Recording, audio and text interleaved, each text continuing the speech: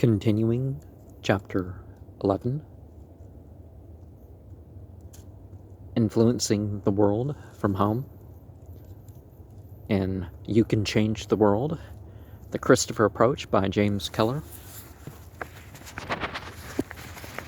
She might have said all these things, but she didn't.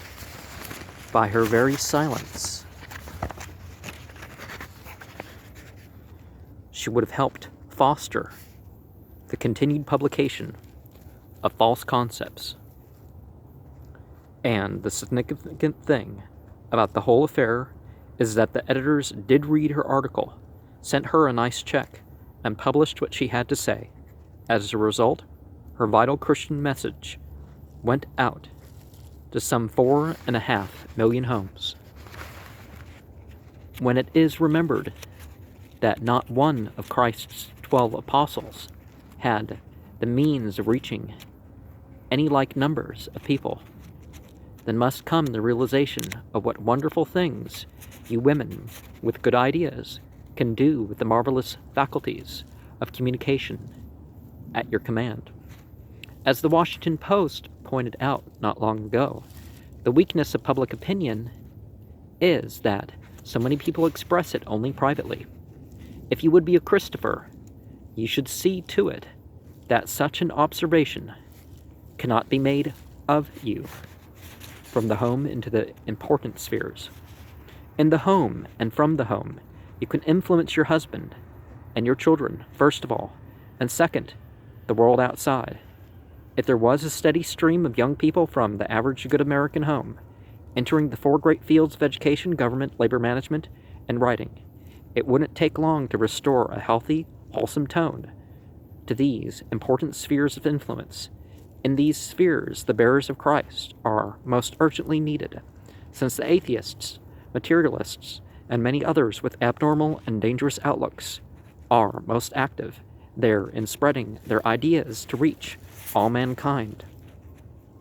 And education. For all you women who have children, surely there is no greater privilege than that of helping your own flesh and blood devote their lives as other Christs in the lay apostolate of, for example, teaching. In many ways, teaching is the greatest of all professions. It was the one Christ chose, because through it he could do the greatest good. Now in the Bible, you don't actually get the impression that there's one Christ, one Messiah, one Omniwall. But we can look somewhere else and say the Arabic version of the term, Masih, means travels a lot. One who passes his hand over. So it's sort of a role that a person can take on, right? You will want to avoid the tragedy of one mother, a good woman in many, many ways, who summed up in these words her failure properly to guide her children, that long since grown into manhood and womanhood. You know I'm afraid to face God. But you've led a good life, someone interrupted. You've always been generous to worthy causes. Yes, came back the disconsolate reply. But I've failed to give the most important things to my children. I've failed to give my time, and I've failed to give myself. 2 million students in our secular colleges are today yearning for the truths of Christian doctrine, and at this very moment, the enemies of Christ are everywhere, using the high school and college classroom as a dispensary of poison.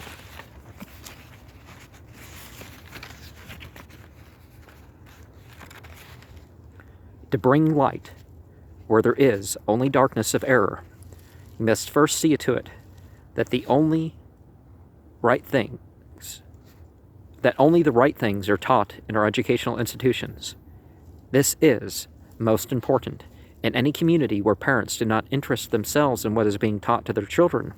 The godless subversives and the promoters of perversion invariably seize the initiative in worming their way into the school with their harmful doctrines.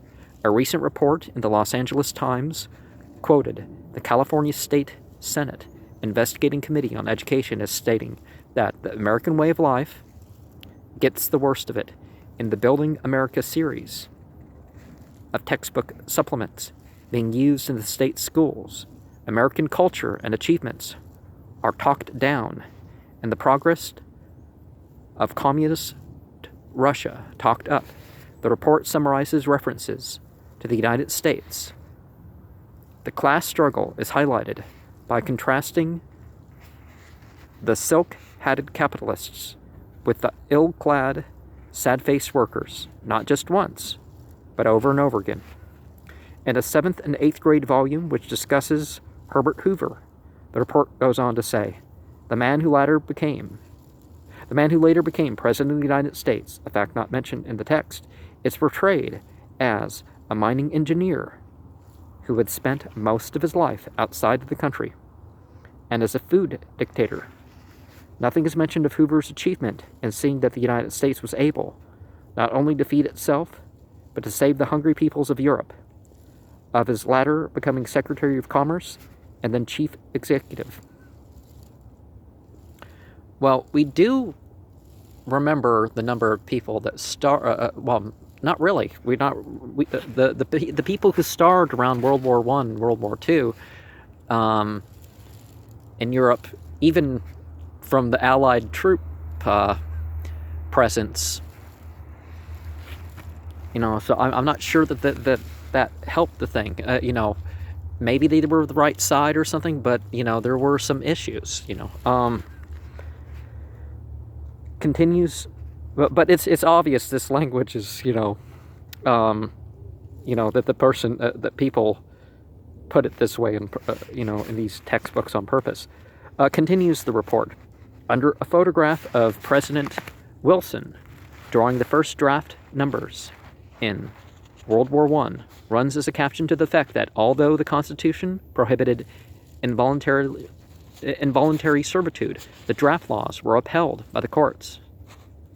In Volume 30, Seeing America, the last and certainly one of the worst, according to the account, there is continually portrayed before the eyes of a typical pair of young people the seamy side of American life, with nowhere a picture of a beautiful park or other abundant examples of healthful, happy life. And so the young have seen America. The report concluded, they have seen its slums, its expropriated farms and drought victims, its hot dog stands, and the shanties of miners and steelworkers. They have seen its mules, its jackasses, and its jobless. They have been shown the class struggle through pictures and the wording of captions. Well, we really shouldn't ignore the problems, but we can focus on the good. I frequented quite a beautiful park, and multiple beautiful parks. But, am I supposed to ignore the fact that there was blood on the pavement from someone being raped in the jogging trail? Well, I guess they call it a jogging trail. People ride their bikes on it more, I think. But, or the fact that I knew that certain similar things happen in other parks, or, this is beautiful in this angle, but over here there's a lot of graffiti, and this is where they sell drugs, and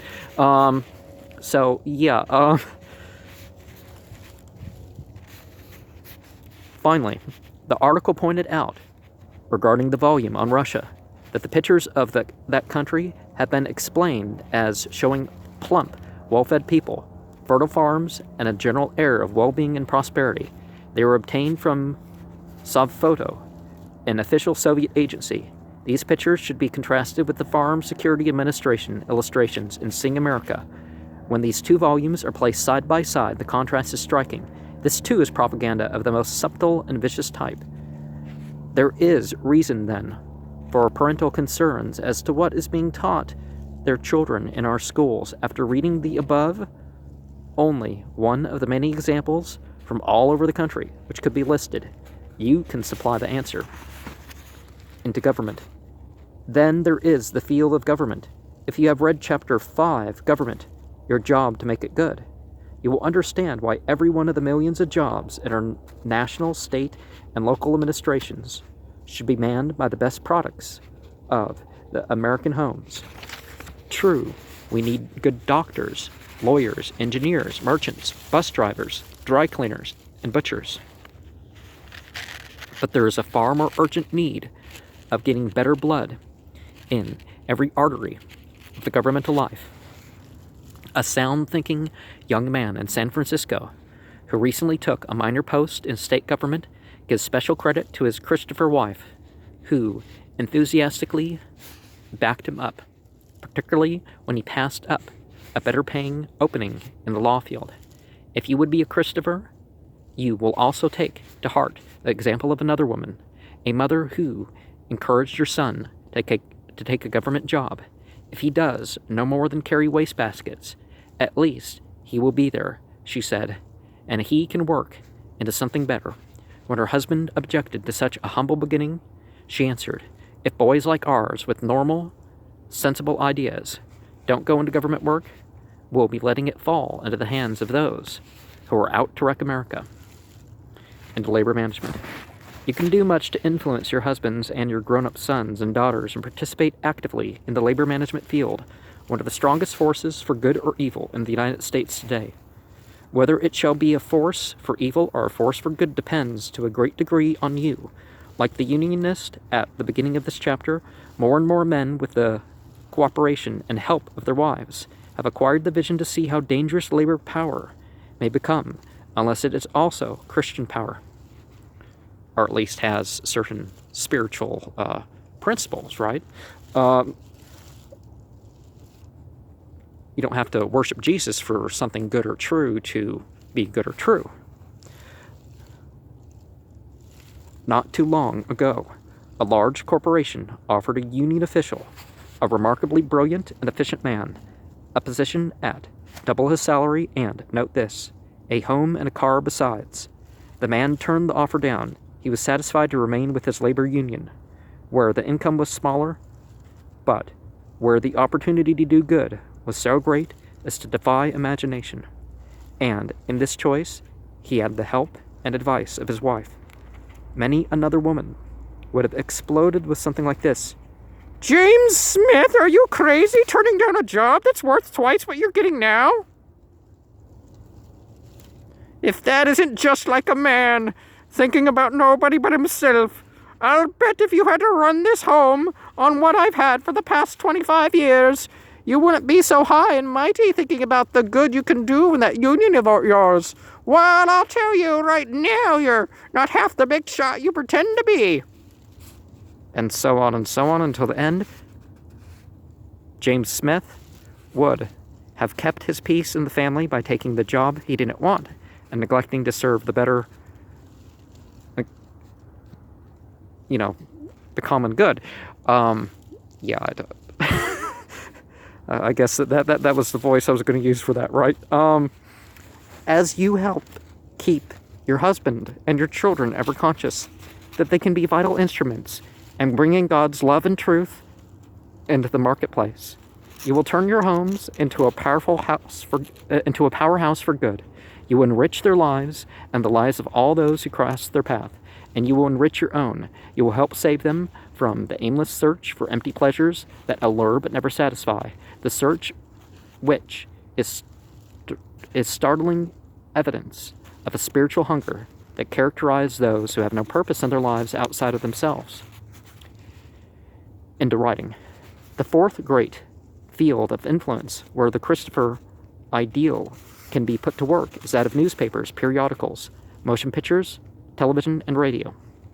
All these spheres of influence need the fresh, wholesome, Christ-like approach of those who follow in the footsteps of Him, who is the way, the truth, and the life. Well, every figure in that position was that for their time, right? Today, as never before, the world needs good writers and good technicians of the spoken and written word.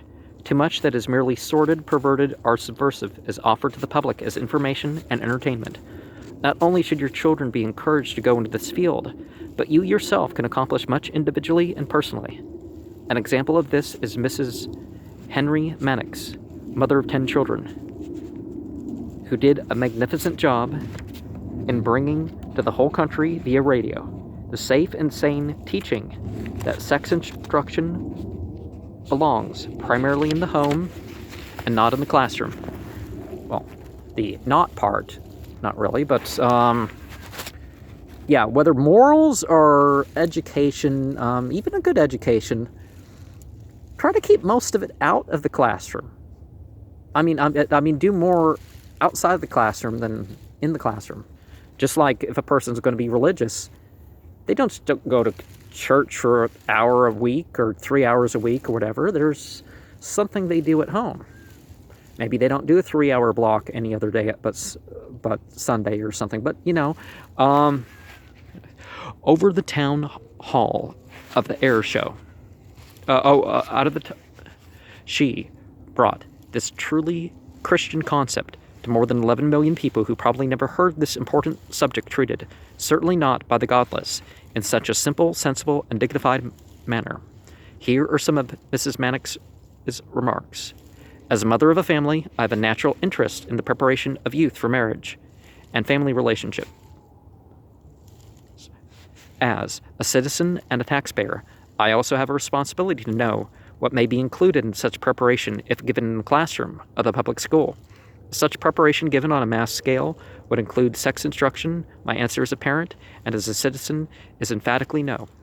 As a parent, I know that the duty of giving sex instruction lies, first of all, with the mother and father. I cannot, in conscience,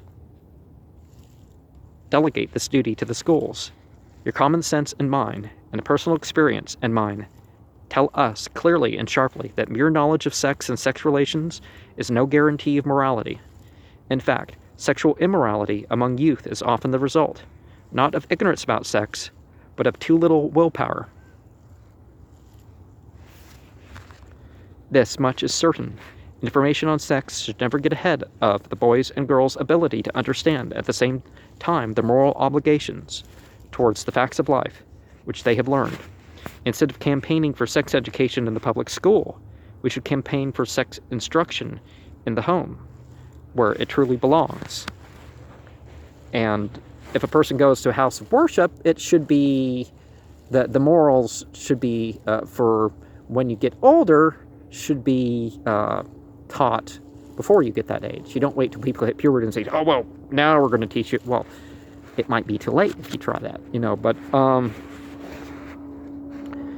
Miss Mannix was not a professional radio commentator, but her common sense and Christian attitude on the vital topic of the day, but to shame many tawdry by professionally produced programs to distort the whole sex problem.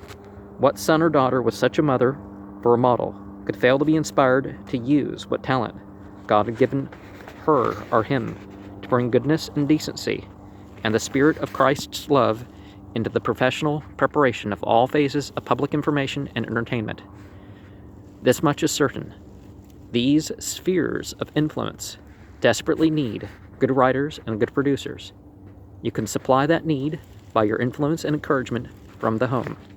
To give another illustration of this Christopher objective in practice, one young woman in New York, the wife of a writer, was largely responsible for the Christ-like balance in a household threatened with being submerged in all the details and preoccupations of her husband's literary career, to his constant pursuit of carving a formidable niche in the writing field, and his worrying that things might not go as he planned. She had one answer: to trust God and have confidence in that trust, in the firm conviction that everything would turn out all right in the end. As the writer expressed it later, her goodness and love of me, because she loves God so much, is like a clean, refreshing breeze that sweeps the cobwebs of discouragement away whenever I get down in the mouth. That may sound poetic, but it happens to be the truth.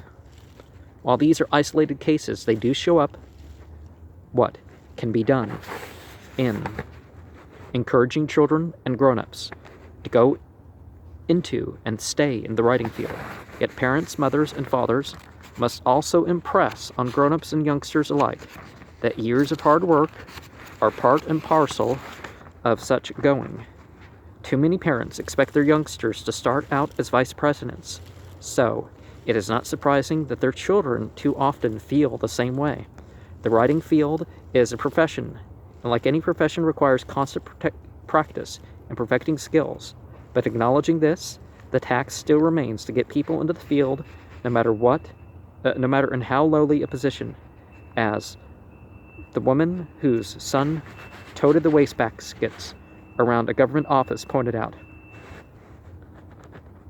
Being on the spot is the first step up the ladder and the best guarantee of bringing Christ's love and truth, where too often there have been only indifference and error. In addition to the four main fields already mentioned, there are other important spheres of influence which should be considered as offering splendid opportunities for Christopher work.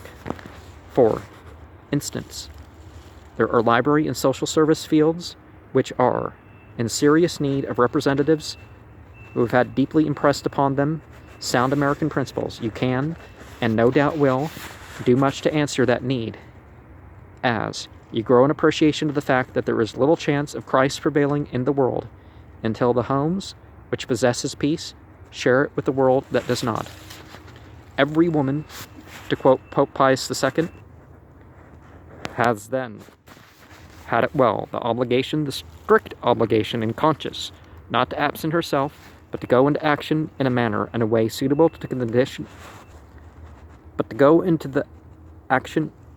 in a manner and a way suitable to the condition of each, so as to hold back those currents which threaten the home, so as to oppose those doctrines which undermine its foundations, so as to prepare or organize and achieve its restoration.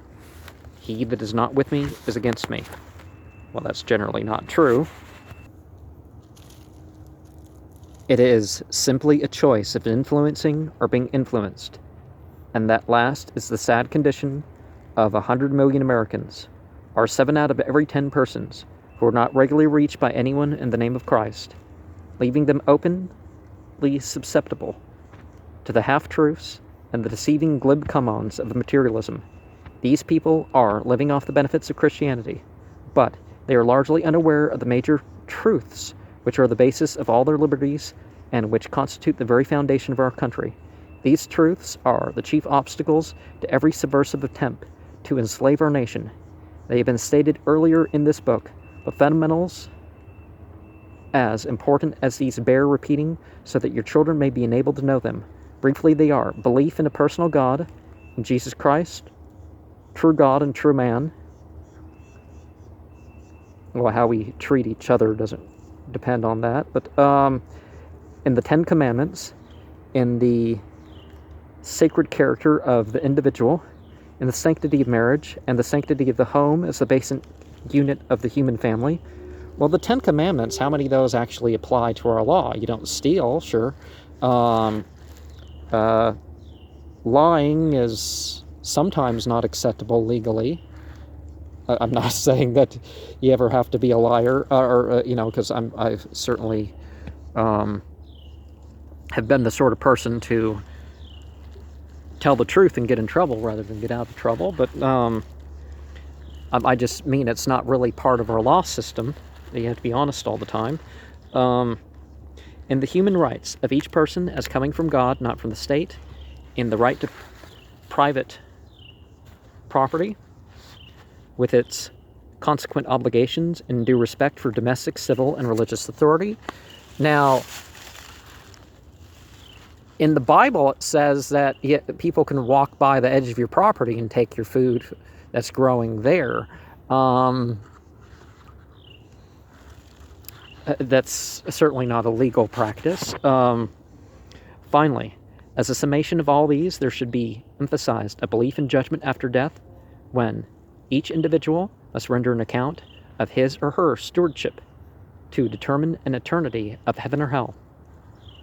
It won't do much good merely to be against communism and the many other forms of materialism, are to be afraid of them, or let chills run up and down your spine to denounce them to the president of your sodality, or hold club meetings for the purpose of simply condemning subversive infiltration.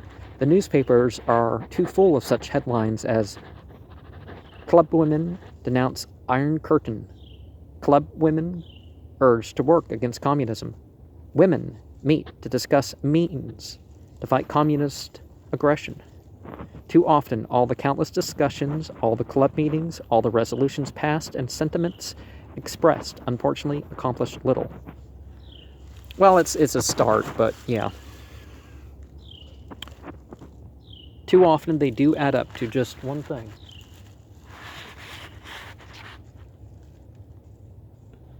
Talk, but no action.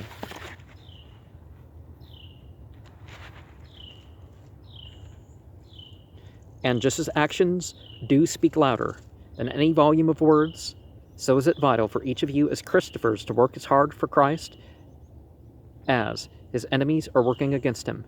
Many among the 100 million Americans are waiting, uncertain as to what road to take. It is up to you to begin to train your children now so that they may become the Christophers of the future and carry on where you leave off. All your other activities, interesting as they may be,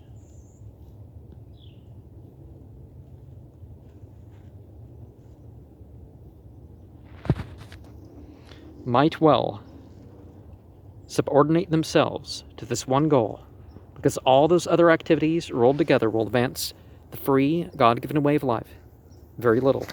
One illustration of this is that of an alumni group of a well-known Eastern women's college. The ladies in the club, fine people in many respects, unfortunately restrict themselves as a group into just 3 functions. 1, bridge parties, 2, theater parties, and 3, a costume dance once a year.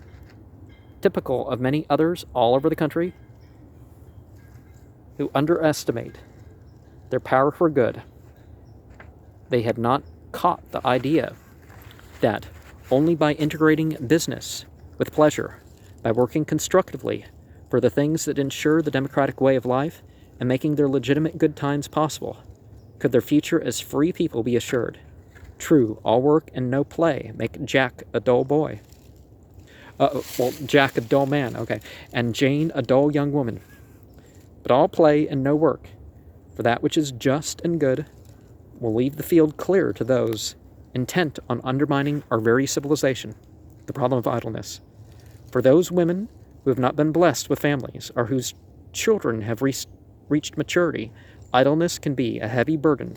In a recent magazine article, the Bureau of Labor Statistics is quoted as listing 20 million women, nearly half of all adult female Americans, as essentially idle.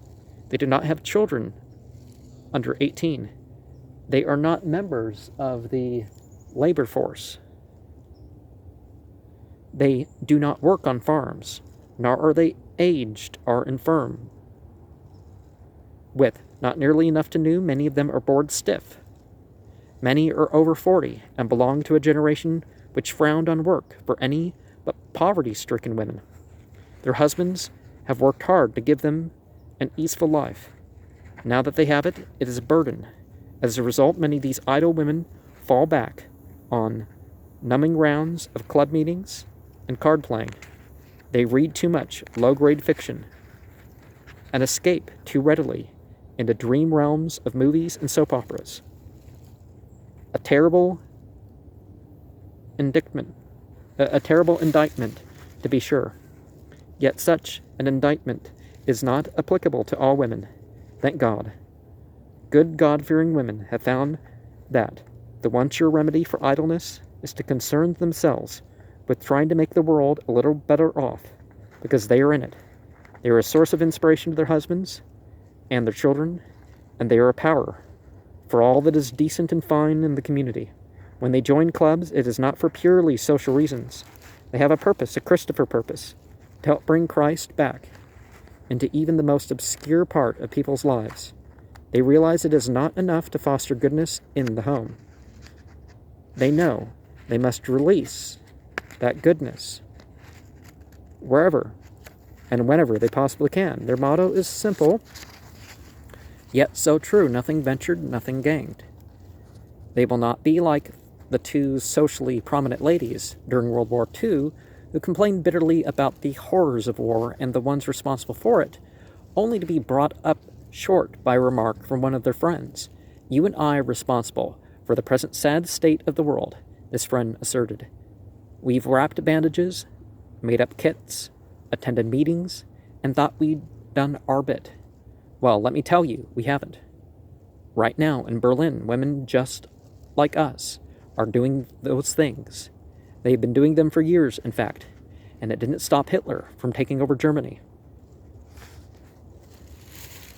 The trouble with us is we haven't tried to spread the good ideas that can influence the basic trends and help make our way of life possible." Now, wasn't it the German Christian movement that gave the flag to the NSDAP and some other aspects of them? Sure, they incorporated a lot of extra Christian mythological stuff, but, doing something positive. No, you will not emulate these people. Instead, you will follow the example of the woman in a California city who made the whole community realize what it means to be a Christopher. A young Negro studying to be a teacher had taken a part-time job as a filling station attendant to help support his wife and himself until he got his degree. Some of the station's customers objected to being serviced by a Negro and told the station owner they'd take their business elsewhere unless the boy was fired. Rather than lose business, the owner was about to agree until a woman neighbor of his heard the story and decided to do something about it. "How many customers do you figure to lose?" she asked him. "Oh, 18, maybe 20, was the reply.